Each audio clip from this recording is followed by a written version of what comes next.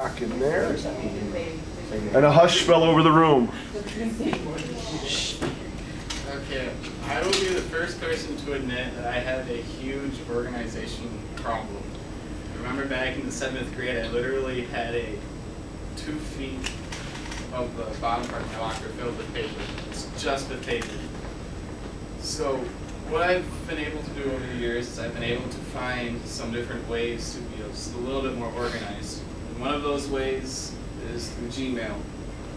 Gmail for me offers a way where I have a backup plan so I can have all my assignments on Gmail and have it on the internet and still be able to put it onto a computer elsewhere. And one of the first things that I've learned is creating different labels. Over here is where all the labels go, so it's easier to organize yourself. And how you do that is you go to Settings,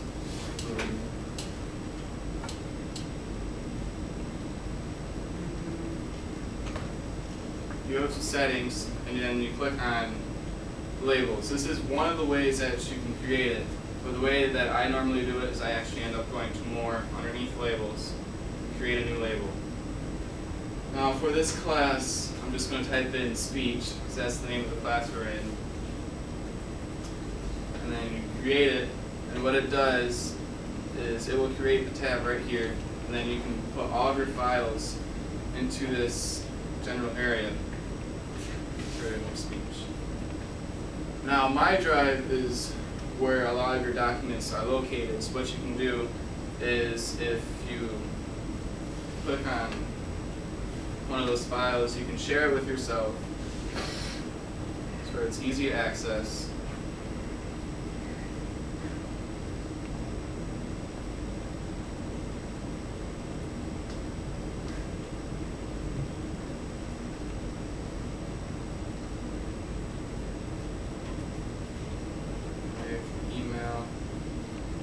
So normally what would happen is if you email yourself that link like you just did, you click on the little checkbox, and you can send it to your speech folder, and then you click your speech label, it goes right there.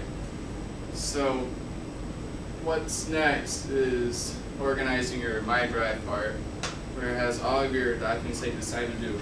I like to use the My Drive over Microsoft Word and presentation mainly because it's on the internet and you can access it a little bit easier. However, if you don't have an internet connection, what you can do is you can download your presentation or form onto your computer so you have another way to access it. And you can do the same thing with organizing everything right here. You can go to create a folder, label it, and we'll create another part. Along with organization, you can also have a little bit of fun with all these different programs, and one of them is a speech presentation.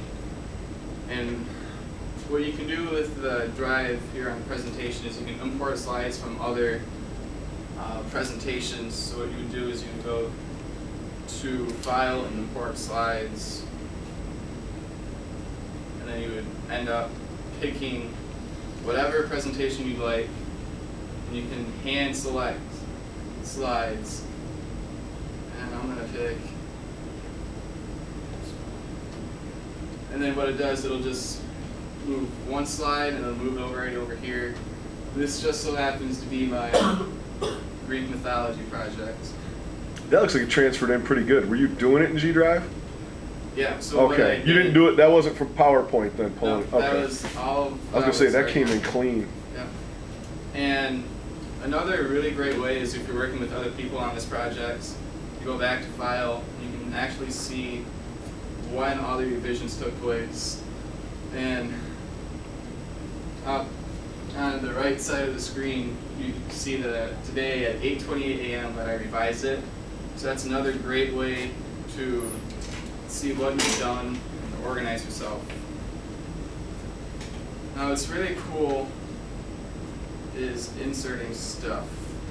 And pretty much the same with the Microsoft PowerPoint, where you can add a text box, the image, the videos, where it's pretty much the same, and it's all in one spot. Now, with if you are offline and you don't have access to internet, what you can do is you can download it. There's all those different options, and Microsoft PowerPoint is one of those.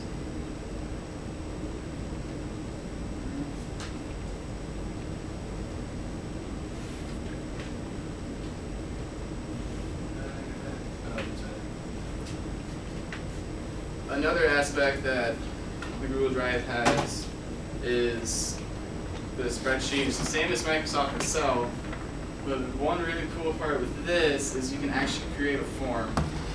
So you gotta, what you would do is you would edit the form, and that's just an example weird question that I had.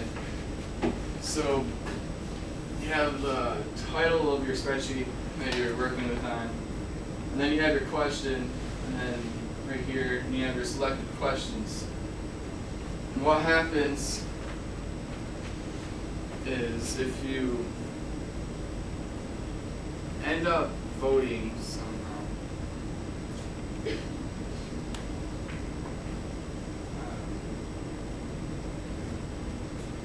if you view the live form, this is what it would end up looking like, and you just select one option, submit it, and what it should do is it'll actually record all of your data that you had. So you have the time when somebody voted and the selection that they chose. What that's really good for is if you're doing a project in sociology and you're doing a form, that's a great way to add up all the data and everything.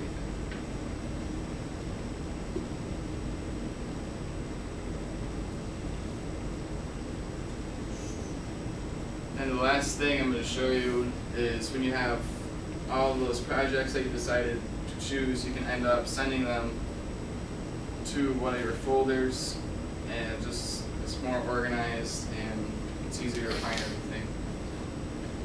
That's it. Nice information. Well done.